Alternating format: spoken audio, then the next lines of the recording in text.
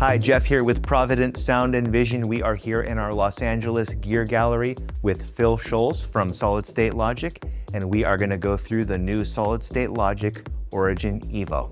Thanks for coming, Phill. Thanks for having me, Jeff. Much appreciated. So Phil's background, he's been at Solid State Logic for 25 years. The first half of your career or so, you spent time traveling the world, installing SSL consoles, training users on how to use them and integrated them into their studio. And now you're working as a console concierge, a consultant helping people to place the console in their studio. So there's nobody better in the entire world to walk through an SSL console than Phill.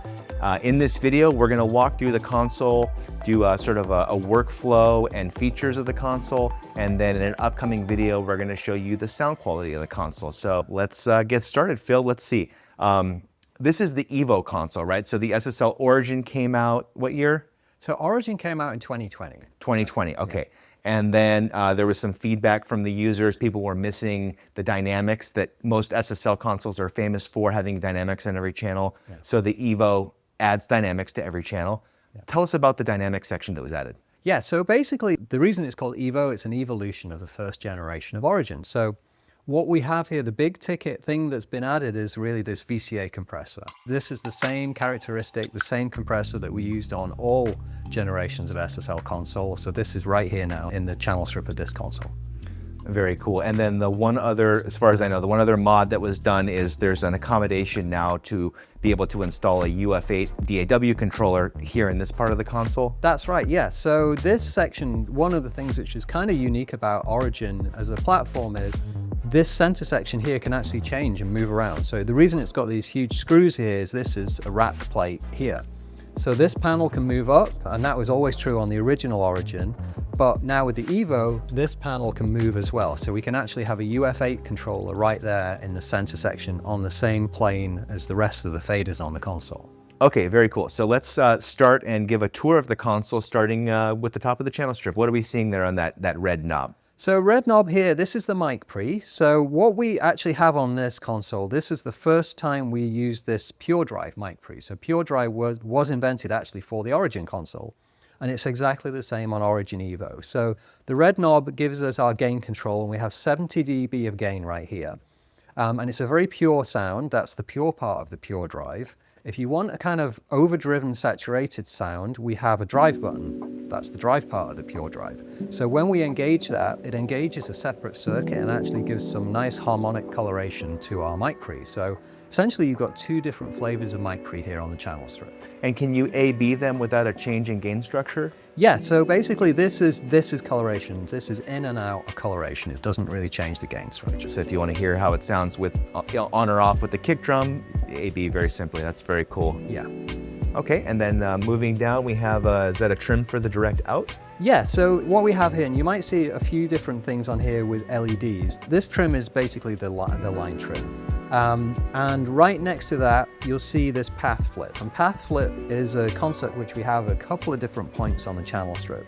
So at the moment, this trim is for the small fader, but it can also change paths here. So you see when I change this now, it actually changes whether we go into the small fader or the large fader. So basically, yeah, this is a trim for the channel.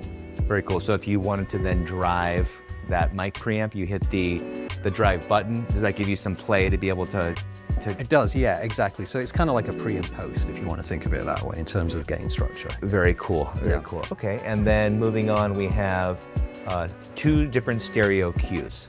Yes, so this has got a lot of AUXs on this desk. Most SSLs, if we're talking about classic SSLs, like the 4000 and 9000, they had one stereo cue and, depending on the console, either 4 or 6 monos. But this one, we've actually got two dedicated stereo cues. So we have stereo cue A, stereo cue B, with a gain and pan pot on both of those. And we have a pre-post button on these as well. And we also have a small fader button, so you can actually pick this up from either the small or the large fader on this console. So two stereo cues and then 4 mono AUXs as well.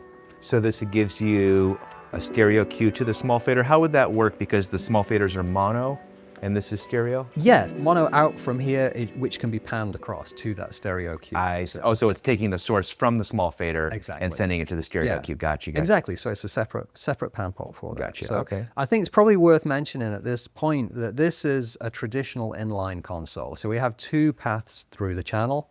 We have a small fader path and a large fader path. So two separate inputs, two separate outputs as well. Very cool. So while you're tracking, you can have your mic pre and then playback from your DAW or tape machine.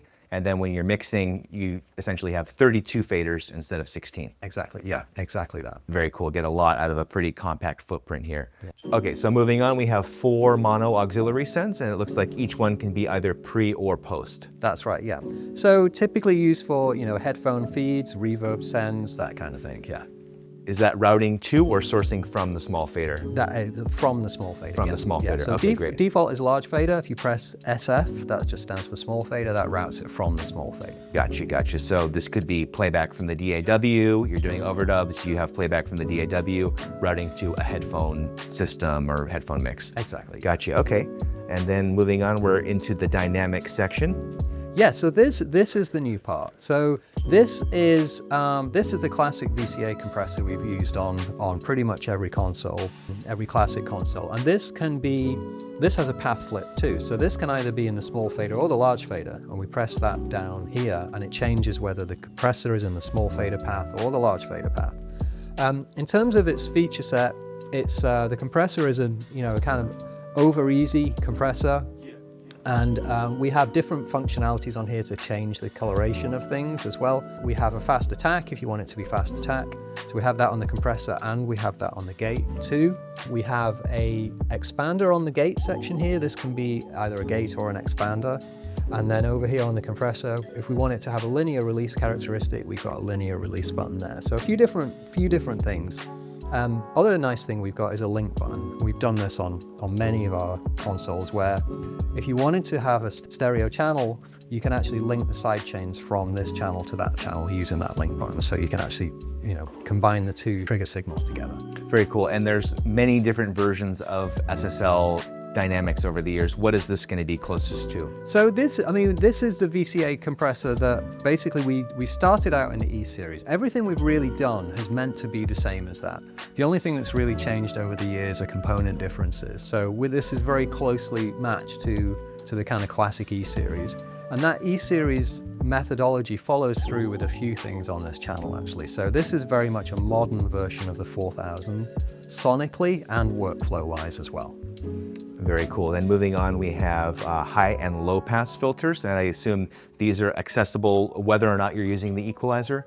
Yeah, so same thing as we've done previous. So normally what happens with an SSL is you have to engage the filter by pressing EQ, but you can actually see here, if we engage this now, as soon as you get it off the end stop, it goes in circuit here. So yeah, we have a high pass and a low pass filter.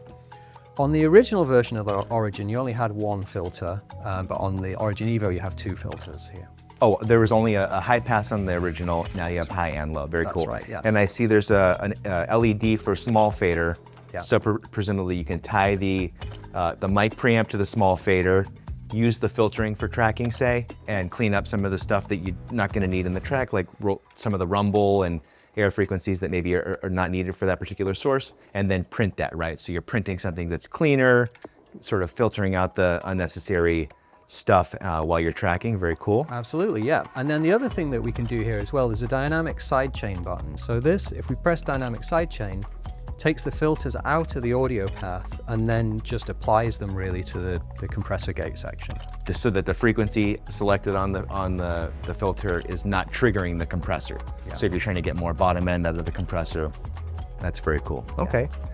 Moving on, we have the equalizer.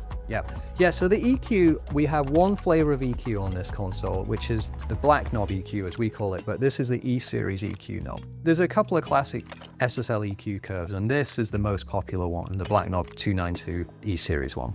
Okay. And we can adjust the bell curve. What does the pre-dynamic, it gives you the ability to go before or after the dynamics? Exactly, yeah. Okay. So one of the things with SSLs is they're really flexible, and there's not just one path through the channel. You can move things around, and this pre dynamics, gives you the ability to EQ before you compress, basically. And that's a very popular way that people like to work with SSL compressors, is to actually EQ into that compressor. Very cool, very cool. Okay. Moving on, we have the bus routing. Now the bus routing on Origin, it's very unique. It's the same on this and the original Origin console. Could you explain how we use the bus routing? Yeah, absolutely. So this is a really simple console, and this is one of the kind of only soft things, if you call it that, on this console. So if you press the route button there, you see it flashes. That just tells us it's in assignment mode. So now that I have I have pressed this so I can assign from this channel, I press number 1 on here. Now I've just assigned this channel to bus number 1, like that. So that's one way you can do it, and then you can assign this to, you know, as many as you want to. As long as it's flashing, then you As long as it's flashing, you know, deselect it and it goes away. Okay. So if I kept that assignment, when I deselect this, now it shows as bright to show me that there's a bus assignment basically on there. So.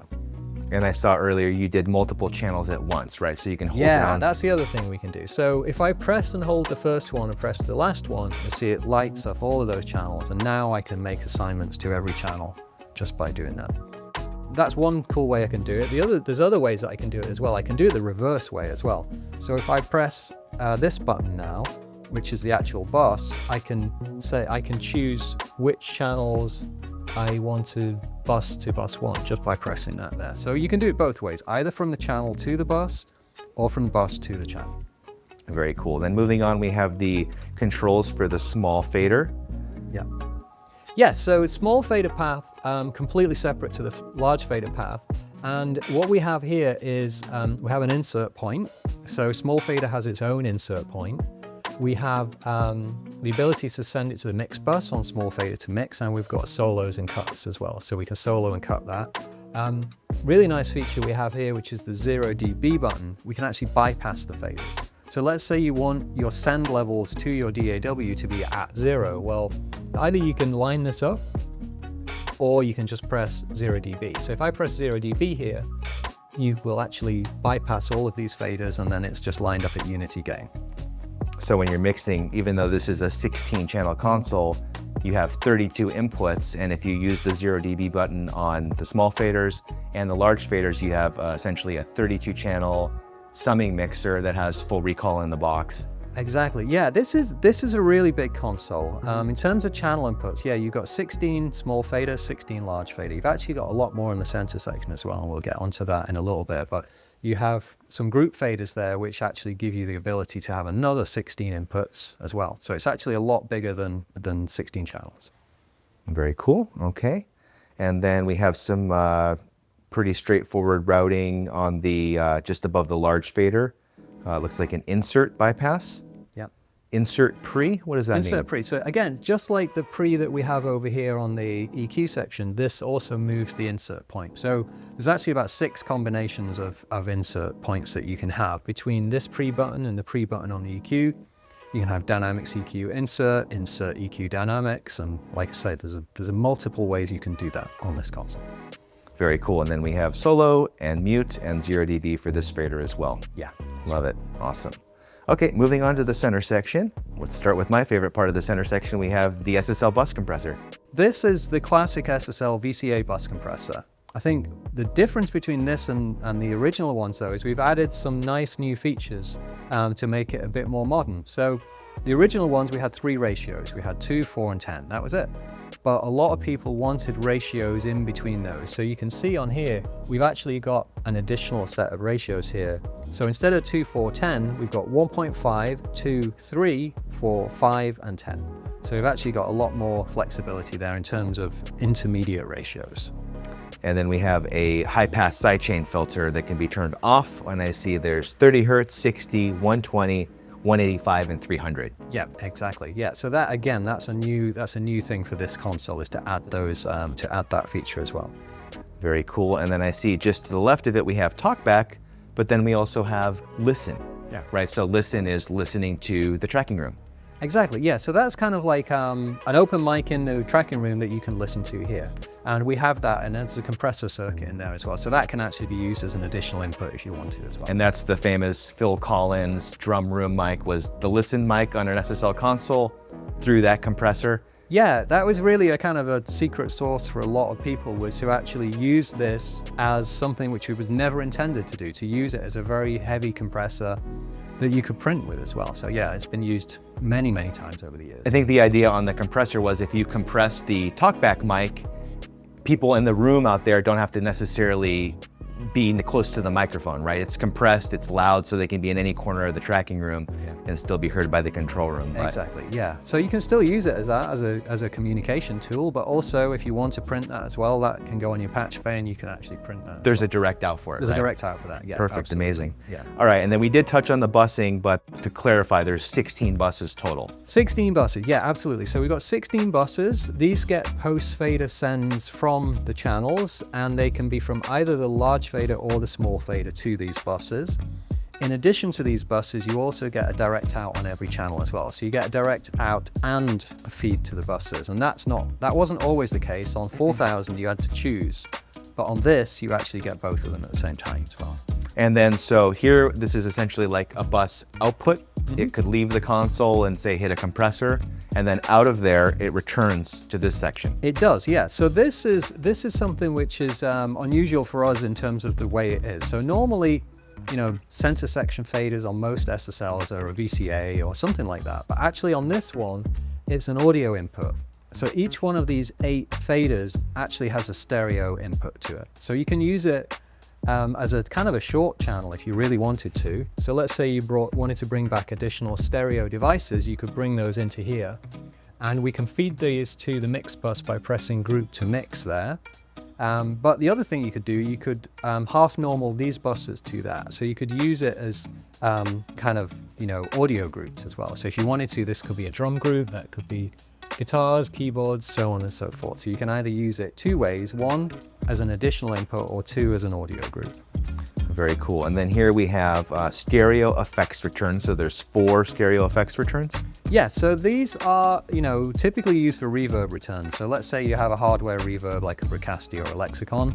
You would bring the return of that into this, into stereo return 1, and this now hits the mix bus, or it can even hit these buses as well if you wanted to. So it's a way of getting into the console mix bus without needing to use a channel. So you've got 4 stereo ones of these, and then the other thing that you can do is you can send this to your fallbacks as well, to your communication. So if your singer wants reverb, you can send them reverb from this panel here. So that gives you 4 stereo inputs, which is 8. So that 8 plus that 16, plus the 16 small faders, the 16 large faders, actually gives you a big number of inputs. You get 56 inputs on this 16 channel desk. Oh, wow, that's incredible. I know there's a lot of direct outs on this console. How many are there? So we get 1 direct out per channel, and that can come from either the large fader or the small fader. And then every bus has an output as well. So our 16 buses has an output as well. Very cool. Okay, so moving on to the monitor section here, we have what's going out to the control room monitors and what's coming in. Could you walk us through that? Yeah, absolutely. So big monitor pot with dim and cut buttons here, and then individual mutes for left and right. We can phase reverse left to check our phase, and if we had a mono of phase left, that would definitely check that our mix is all in phase. This is our dim level here, and then we have actually 4 monitor outputs. So we have the main monitor out, and then we have Alt 1, 2, and 3. And the gain level for those is done here. So we have Alt 1 and 2 monitor level here. And then here's our source of what we're listening to. Exactly, yeah. So most of the time we'd listen to our mix bus, but of course we can also listen to external. So if we printed something inside our DAW and we wanted to listen to that printed stereo mix, we would press external there and we would listen to it right there. What I like doing is summing in the DAW and feeding a stereo mix of the DAW to one of these externals, and then summing through the console. Yeah. And then you can hear the difference of what it sounds like through the console or in the box. Yeah, So we're going to be doing some videos like that coming up pretty soon. Yeah. And I love the 1/8" jack right here. Exactly, yeah. So just a really quick way to plug your phone straight into the front of the console. Yeah, we actually had that set up so people could listen to these PSIs, so super convenient. Okay, moving on to let's start up here. We have an oscillator, which is super handy. A lot of consoles don't have that, but that's a tool that I use all the time. And then the oscillator is at 400 hertz? Yep, that's right, 400 hertz. If you want to feed an outside oscillator in, you've got a little jack there, so you can feed any signal you want in to be the oscillator on the console. What's the miscellaneous section? I don't think I've seen a section of the console. Yeah, miscellaneous section is things that this console does that we couldn't really think of another name for. So one of them is this. So we have a sleep button in here. So if I press and hold this button right here, you'll see it'll flash after a couple of seconds. When I let go of this now, what the console is going to do is it's going to go to sleep. So it goes dark right now. It's in sleep mode. When it's in sleep mode, it's drawing about 40 watts of power. So very low power, less than a light bulb. And it will stay this way until I wake it up again. So if I press and hold to wake it up again, what it does right now, it's doing a little light show for me to show me it's doing something. And it's now very slowly ramping up the power supplies so that it's ready to work. So as soon as it says SSL Origin and these meters go away, then we're ready to work. So it's a way of conserving power, but also making sure that it does it in a way that doesn't cause damage to your speaker system. It doesn't do a big thump or anything like that. It very gently powers it up and powers it down.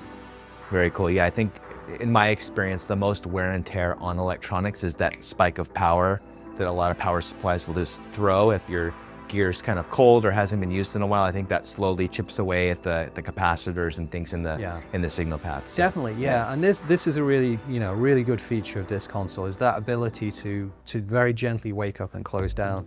It only has one power cable on it, so it's very conservative in terms of power needs. Very cool. And then we have the solo master section.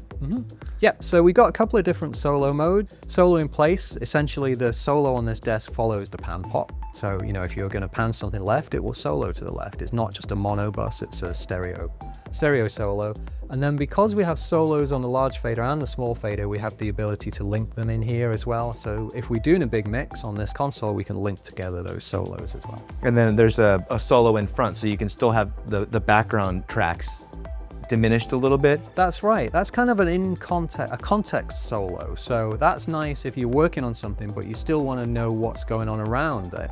It gives you that ability to actually blend in either just the solo signal or the mix or anywhere in between. I love that. I think so many people solo something and then they EQ it on its own without the context of everything else. But really the purpose, especially in mixing, the purpose of EQing is to carve out a space related to everything else. Exactly. So that's a really useful tool. Yeah, that sounds like one of those tools that you got feedback from engineers over the years. Very much so. We introduced that one on the 9000 console, and we put it in every console since, just because people love it. Yeah, very cool. Okay, and then we have the meters can be used as a very handy tool, and there's some variables here on how we can use and look at the meters. Yeah, one of the things with these, we design it so that you sit in front of it all day, and things like the brightness of the meters makes a difference. So if you're sat in front of this for 12 hours a day, you might not necessarily want these meters to be super bright. So we have the ability to dim the meters here on either the channel path or the monitor path as well. So I can change those meters here, and see just by changing that button, we can change the brightness level of those. And then peak clear, that's pretty obvious. Peak mode select. Yeah, so peak mode, we either have peak, which stays for a few seconds, or we have peak hold, which stays there permanently until you clear it. So there's a clear button to clear those peaks. Very cool. Okay, and then mix meter follow monitor source. Yeah, so our mix meter is this one here. So normally this is being fed from the mix bus, but of course, if we're not listening to the mix bus, we might not want to meter the mix bus. So this basically follows whatever source you're monitoring. Yeah. And then the rest of the console is communications and cues and aux masters, which really, to me, communications, you're doing a tracking session. A lot of people think of SSL as mixing consoles. You're mixing the song, you're done with the song and you want to mix through it. But to me, one of the biggest benefits of having an analog console with this sort of routing is a tracking session. Yeah. Being able to quickly listen to what you're doing, check phase on microphones, to set up headphone mixes, to communicate with the band. To me, I couldn't do a tracking session without a console. To be fumbling through a mouse and try to set up headphone mixes and communications and everything in the DAW is just so cumbersome, where here it's at the surface level. Even using these aux masters to be able to hear what the artist hears, right? You can solo this in the control room and QC your headphone mixes without having to run out to the tracking room and pick them up here. And there's a lot of routing and flexibility in monitoring just for communications in Q here. So let's look through that a little bit. Yeah, I mean, one of the things with SSL, there's a lot of methodologies with SSLs, which is the engineer should be able to sit here and do what they need to do. And that's the reason to have this here. So, the monitor section, you don't need an outboard monitor controller. It's right here. We have the ability to generate, complicated headphone feeds from here and also have simple control over them. So we would generate our headphone mix. Let's just say QA. So I'm going to pick up QA here, and this is going to be my output to my studio loudspeaker. This is my gain.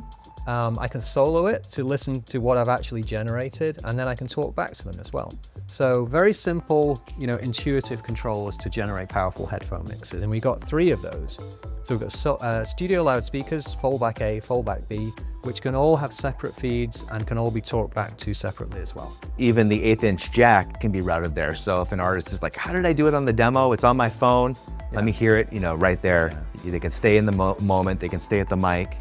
Exactly. Yeah. I mean, we really try and anticipate how people are going to use these and how they would want to use them. And that's the reason for things like this is, to give people that flexibility to work how they want to work. Very cool. I could see in a commercial facility, this console being very intuitive. Any freelance engineer, anybody who's coming through the studio being able to, I think maybe the bus routing is the only thing that's kind of unique to this, but it's so easy to pick up and start using right away. Yeah, absolutely. We've found that people who already own 4000s really gravitate towards this and want this as a more modern version of that console. And that's really what it's designed to do. It's designed to sound great and do everything you need it to do, but not be a headache to live with. Yeah, and people don't realize, they see 4000s that at one point were selling for $500,000, now for $20,000, and they think it's a great deal, but they don't realize the power consumption, the maintenance, the transportation cost. So this gives you that sound with modern reliability, modern workflow, and decades of user feedback to improve all these features. Absolutely, yeah. And that's really, it's funny, that the main competition for this is really kind of used consoles, but in reality, this makes so much more sense than a kind of an older generation console, just because of the way it is to live with it and the ease and some of the features that you just don't get on older consoles. Very cool. If you're interested in learning more about the SSL Origin EVO, please reach out to us at provsv.com. We'd be happy to help you remotely, or if you're visiting Los Angeles, come on by. You can bring a session in, you can try it for yourself. We also have a handful of demo sessions we can bring up on the console in all varieties of music. This one is also for sale, so if you need an SSL EVO for your studio, we have it right here. You're welcome to take it home with you. Thanks so much for watching. Thank you, Phill. Thank you.